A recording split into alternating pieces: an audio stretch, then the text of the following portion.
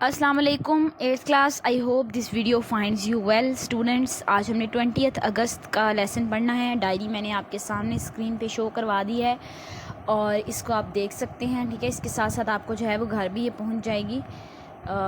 सबसे पहले जो हमारा एसएलओ है वो है कि recognise ideas and produce dialogue using deliberate choice of words and gestures.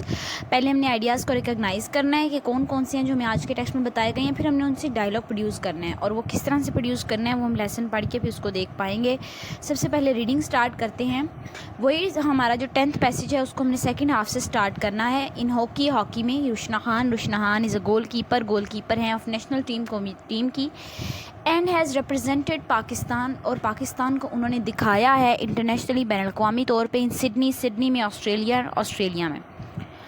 उन्होंने पाकिस्तान के जो है वो रिप्रेजेंटेटिव के तौर पे सिडनी और ऑस्ट्रेलिया में जो सा है वो गोल कीपर के तौर पे भी काम किया है। She is the first player to have signed for an international hockey club. वो जो हैं वो पहली प्लेयर हैं जिन्होंने इस चीज़ के लिए साइन फॉर का मतलब है कि इस चीज़ के लिए जो है वो हामी भरी है फॉर एक इंटरनेशनल बैनुल-अक़वामी हॉकी क्लब के लिए।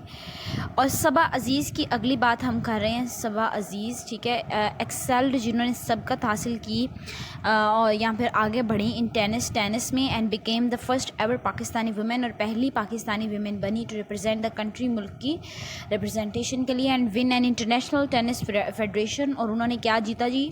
बैनुल-अक़वामी टेनिस की फेडरेशन विफाक में जो है उसको जीता। Futures main draw match and earn a ranking point in 2008, ठीक है। और ये जो है वो उनकी दिखाई भी है कि उन्होंने एक रैंकिंग 2008 में जो है वो अर्न की थी। साथ में एक वाइल्ड रीडिंग का क्वेश्चन है, पर्पस क्या है पीएसबी का, ये अभी हम पढ़ते हैं कि पीएसबी है क्या, और ताकि इस 11 पैसेज से रिलेटेड ये क्वेश्चन होगा। Pakistan sports board PSB under the ministry of inter provisional coordination, आपकी जो इंटर प्रोविजनल जो आपके सूबाई कोऑर्डिनेशन है, ताउन है, इज़ अ प्रीमियर अथॉरिटी, एक बिल्कुल बेसिक जो है वो अथॉरिटी है फॉर प्रमोटिंग, फ़रोग देने के लिए स्पोर्ट्स खेलों को इन द कंट्री, मुल्क के अंदर। इट मॉनिटर्स, ये जायज़ा लेती है द एक्टिविटीज़, सरगर्मियों को एफिलिएटेड नेशनल स्पोर्ट्स फेडरेशन, जो इनके साथ जो सी भी कौमी जो है वो आपके पास खेलों की फेडरेशन जुड़ी होती है उसका जायज़ा लेती हैं। और एट प्रेजेंट अभी जो मौजूदा अगर बात की जाए तो 41 national sports federation and 3 departments are affiliated with board, ठीक है। तो टोटल उन्होंने तादाद बताई हुई है कि 41 जो है वो कौमी स्पोर्ट्स के फेडरेशन और 3 डिपार्टमेंट जो से हैं वो बोर्ड के साथ डायरेक्टली एफिलिएटेड हैं, जुड़े हुए हैं। ईच फेडरेशन इज़ रिस्पॉन्सिबल, हर जो एक फेडरेशन है वफाक है वो ज़िम्मेदार है फॉर प्रमोशन, बढ़ोतरी के लिए, डेवलपमेंट और नशोनुमा के लिए ऑफ इट्स रिस्पेक्टिव स्पोर्ट, अपने जो रिलेटेड, रिस्पेक्टिव का मतलब होता है उससे जो बिल्कुल रिलेट कर रही होती है ना, जुड़ी हुई होती है, ठीक है, उस स्पोर्ट के साथ। इट हैज़ सपोर्टिंग फैसिलिटीज़, इसके पास जो है सपोर्टिंग की खेलों की यानी सहूलियात हैं। At its coaching centres at provisional headquarters, जो सूबाई जगह पे हेडकोार्टर्स बने हुए होते हैं खेलों के, वहाँ पे वो कहते हैं कि इसका कोचिंग सेंटर्स इनके स्पेशल बने हुए हैं जहाँ पे ये फैसिलिटेट करते हैं प्लेयर्स को। These facilities are use for national training camps, और ये जो सहूलियात हैं ये कौमी सतह पे जो आपके तरबियती कैंप्स होते हैं उनके लिए इस्तेमाल की जाती हैं। Holding of various national international competitions, या फिर आपने कौमी या बैनुल-अक़वामी सतह पे जितने भी मुकाबलों में हिस्सा लेना होता है वहाँ पर ये हेल्प आउट आपको करते हैं। तो इसके साथ ही इसका आंसर भी आप स्टूडेंट्स यहाँ से लगा सकते हैं। What is the purpose of PSB, तो पीएसबी यहाँ से लेकर पाकिस्तान स्पोर्ट्स फेडरेशन से लेकर आप इसको यहाँ तक लगा लें, ठीक है, या फिर हाँ जी बिल्कुल यहाँ तक लगा सकते हैं आप इसका आंसर।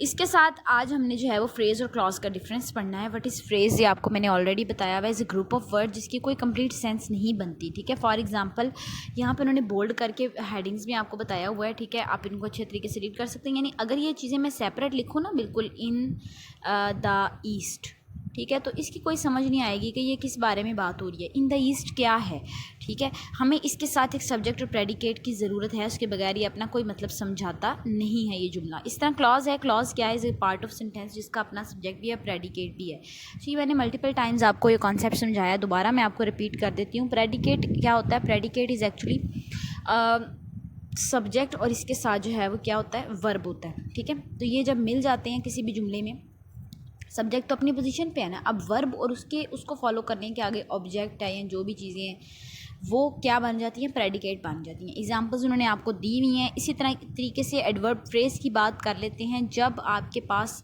एडवर्ब क्या होता है, जो वर्ब को मॉडिफाई करे, ठीक है। तो वर्ब को मॉडिफाई करने वाली जो फ्रेज़ है, जब वो एडवर्ब के तौर पे काम करती है तो उसको हम क्या कहते हैं, एडवर्ब फ्रेज़ कहते हैं। अब जिस तरह देखें, ही drives a car in a high speed, तो यहाँ पे मॉडिफाइज द वर्ब, वर्ब कौन सा है, ड्राइव है। तो अब ड्राइव है ना, ही ड्राइव्स भी तो पूरा जुमला बन सकता है ना, he drives a car, simple सा जुमला बन गया। In a high speed, in a low speed, ये मैंने आपको पहले भी बातें डिस्कस आपके साथ की हैं। तो ये मतलब ड्राइव करने को मॉडिफाई कर रहा है ना, इस वर्ब को मॉडिफाई कर रहा है ड्राइव वाले को। She always speaks in respectful way, ठीक है। तो रिस्पेक्टफुल वे, अब ये बोलने की बात हो रही है कि वो बोलती किस तरह, रिस्पेक्टफुल वे में बात कर रही है, ठीक है। तो स्पीकिंग के एक्शन को मॉडिफिकेशन हो रही है। इसी तरीके से नीचे ब्लैंक्स हैं, ब्लैंक्स को आपने अच्छे तरीके से स्टूडेंट्स देख लेना है। मैंने आपके लिए जो है वो ऊपर निशान लगा दिए, आप इनको 1 बाय 1 इनके अंदर पुट कर लें। अब एडवर्ब क्लॉज की अगर बात की जाए तो क्लॉज जो ग्रुप ऑफ वर्ड्स जिसके अंदर सब्जेक्ट और प्रेडिकेट भी होता है, और जब ये पूरा जो सा एडवर्ब के तौर पे काम करता है तो ये क्या बन जाता है, एडवर्ब क्लॉज बन जाता है। और देखें उन्होंने ना बड़ी प्रोमिनेंट करके बोल्ड करके एग्जांपल्स भी आपको अंदर दी हुई हैं, ठीक है। अब जब आप इसको पढ़ो, फॉर एग्जांपल ये देखें, you may sit wherever you like, ठीक है। वेयर एवर यू लाइक यानी जिस जगह पे भी चाहो तुम बैठ जाओ। सिट के एक्शन को आगे मज़ीद मॉडिफाई किया हुआ है, और एक पूरा उसमें सब्जेक्ट भी है, और इसमें क्या है, पूरा प्रेडिकेट भी है, लाइक है यानी वर्ब भी है ना इसमें। तो इसी तरीके से नीचे वाले भी हैं। इसमें से जिस बात की स्टूडेंट्स आपको समझ ना आए आप पूछ लें, ठीक है। और आप अपना होमवर्क के थ्रू, यानी जिस तरह आप स्कूल के साथ आपका कांटेक्ट है, आप उसी नंबर से जो सा है वो इसके बारे में पूछ सकते हैं। फिर हमने आपको पता है कि SLO में एक बात की थी कि हमने जो सा ना इसके साथ जो है वो डायलॉग जनरेट करना है। सो डायलॉग जनरेट जो हम करेंगे ऑब्वियसली वो इस टॉपिक के बारे में होगा, स्पोर्ट्स से रिलेटेड होगा। ये डायलॉग है, इसको आपने स्टूडेंट्स अच्छे तरीके से करना है लर्न, ठीक है।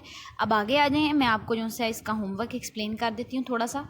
होमवर्क आज के टास्क का हमारा, right a reflection 6 to 8 lines how language and body language जो है वो शो स्पोर्ट्समैनशिप, कि आपकी लैंग्वेज बोलना और आपकी जो बॉडी लैंग्वेज है, बॉडी लैंग्वेज स्टूडेंट्स क्या होती है, यानी आपके जेस्चर्स, इशारे, ठीक है। मतलब आप सलाम लेते हैं किसी से, ठीक है, कोई आपसे सलाम ले, आप उसको ग्रीट किस तरीके से करते हैं, कोई आपसे जो है वो खुशी से मिले तो आप उसके साथ किस तरह मिलते हैं, आप जब प्रोफेशनल सेटिंग में बैठते हैं तो किस तरह बैठते हैं, ठीक है। It is body language.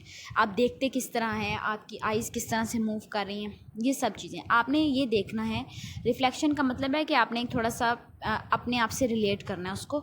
6 to 8 आपने लाइंस लिखनी है कि आपकी लैंग्वेज या फिर आपकी जो बॉडी लैंग्वेज है वो किस तरीके से जो है वो खिलाड़ीपन को दिखाती है, ठीक है। खिलाड़ी की आप बात कर लें कि खिलाड़ी के अंदर किस तरह की उसको लैंग्वेज डेवलप करनी चाहिए और किस तरह की जो है वो उसकी बॉडी लैंग्वेज होनी चाहिए, तो जो उसको आगे जाके फ़ायदा देगी, ठीक है, और स्पोर्ट्समैनशिप में उसको हेल्प करेगी। ठीक स्टूडेंट्स, आज का लेसन आपने अच्छे तरीके से तैयार करना है। आई होप आपको इसकी क्लैरिटी होगी। अल्लाह हाफिज़।